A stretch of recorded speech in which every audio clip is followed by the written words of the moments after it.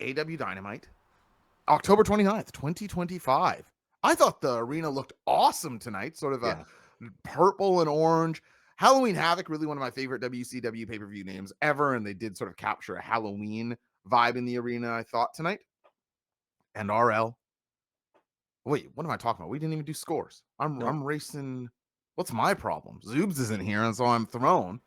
What a psychotic. I don't think I've done that. We're 4 years into this show. I don't think I've ever made that. I made lots of mistakes, but not that one. It's time to do what is we do best around here. Apologies, chat. You deserve better than that. Yeah, for you, I will do better. That makes me sick. Let's do what it is we do best. On a scale of 1 to 7, with 1 being the worst and 7 being the best, let's hear from you. What did you think of tonight's edition of Dynamite? You didn't spend money on it, but you did spend time. Ryan, would you please hit the music? 1, 2, 3, 4, 5, 6, 7. Come on. 1, 2, 3, 4, 5, 6, 7. Come on. Yeah, scores come in. I will read them out. I will try to keep track of an average. We'll go to RL for the spiritual average. Let's see how he does. And then Ryan will give us the actual average. Here we go. Irish Pack 21 kicks us off with a 6. The Matty Mac with a 5.9. Pace Fall with 5.8.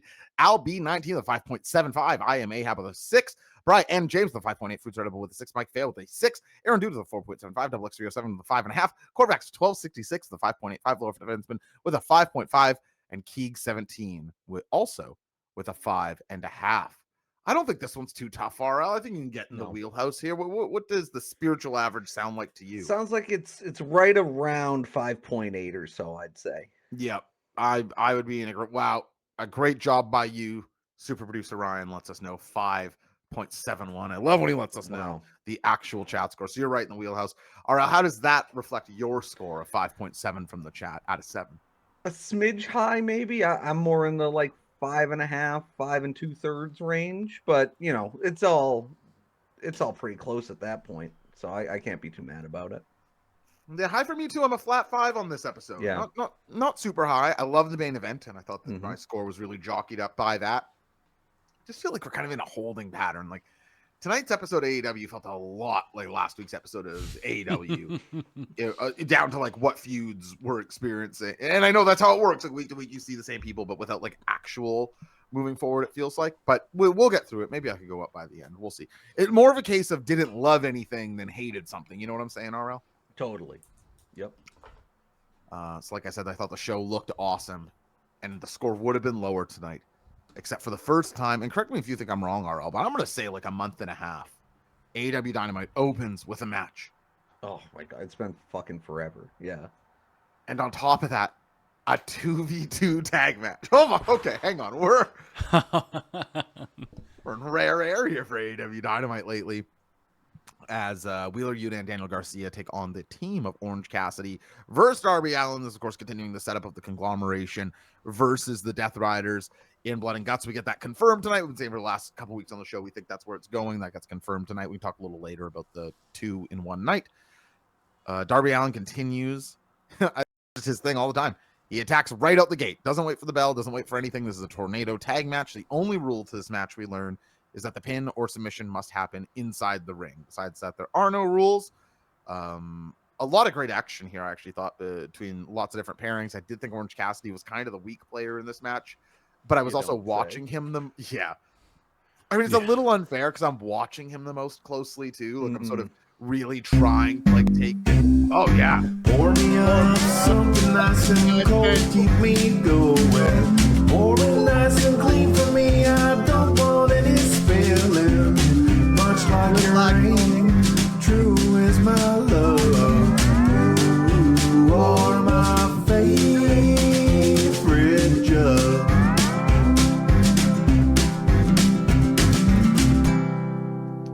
So it might be a little unfair to Orange Cassidy to be watching him so hard. But beyond that, I did think the tag action was really nice here. Wheeler and Garcia worked together, I thought. they understand each other. Like they have both of their double teams this match are 2-man submissions, which you think about it, it's like, you couldn't tap but just for damaging a guy, it's actually kind of cool. They do this twice in the match where they both are strapped onto the same guy at the same time. I also thought there was a little bit of nice attention paid to not just, this is just wrestling, but you see a lot of punch, and then you lead that guy to where you need him to go, whatever table, whatever door, what have you. I like that Daniel Garcia really, really works to put Orange Cassidy to sleep, barely with it, and then walks him around. I appreciated that attention to detail. Darby Allin, for the second big match in a row after Jon Moxley in the water, locks on the Scorpion Deathlock to Wheeler Yuta, who continues to be the losing guy over Daniel Garcia in all of these Death Riders matches. What did you think of this one, RL? I thought it was really cool. There was maybe 2 minutes into the match, there was a really kind of dangerous looking Darby Allin Tope Suicida that because I might be remembering this wrong, but I feel like he went through the bottom 2 ropes and not the top 2, like you Maybe you're usually right. do. He came in at a really low angle, and I was like, whoa! I thought it was awesome. And it's such high speed too. Yeah, I mean that's the given, but he really made himself a projectile in a way that even was kind of crazy even for him, which I feel like is saying something. But yeah, I thought Garcia looked really cool in this match. That kind of lengthy guillotine that he got OC into, and then rolled him out of the ring to get him on the table for that splash from Yuta that I thought looked awesome as well. Yeah, I really liked this match a lot. I like you said, I thought they had Yuta and Garcia had a really great dynamic. And I'm sure they've just worked the same indie shows in the Northeast 7,000 times together. So I know Fruits are Edibles in the chat, so correct me if I'm wrong, but I think they have a 1 hour match together and beyond. That they sort of, probably do. I Yeah. believe that's the case, but correct me if I'm wrong, Fruits. Yeah, they're really cool, and Darby is really cool for me, and Orange Cassidy, same shit every week. Darby Allin transitioning less from the coffin drop being his finishing move to the Scorpion Deathlock. What do you think of that?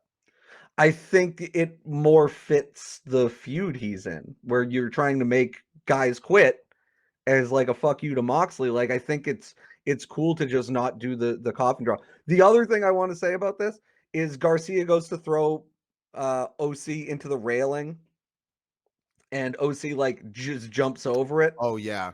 And Yuta just fucking trucks him.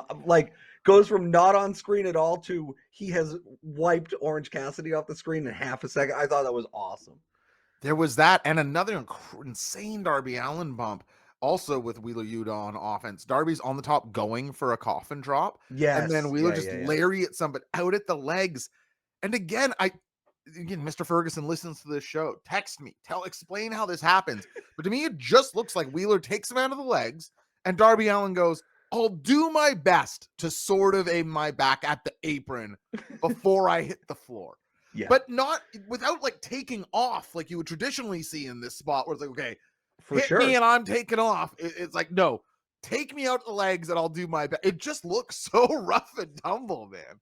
He really is just I don't give a shit, whatever, man. Like the Hayabusa kind of I'm just throwing myself around out there. It doesn't matter. And then Hayabusa is a great example of that. Sabu, maybe another one, more leap before you look type wrestlers. But yeah, hot open Dynamite, and even just being a tag match and having a match at the opening of Dynamite. And a match that it's a hot feud as well. Yeah, right.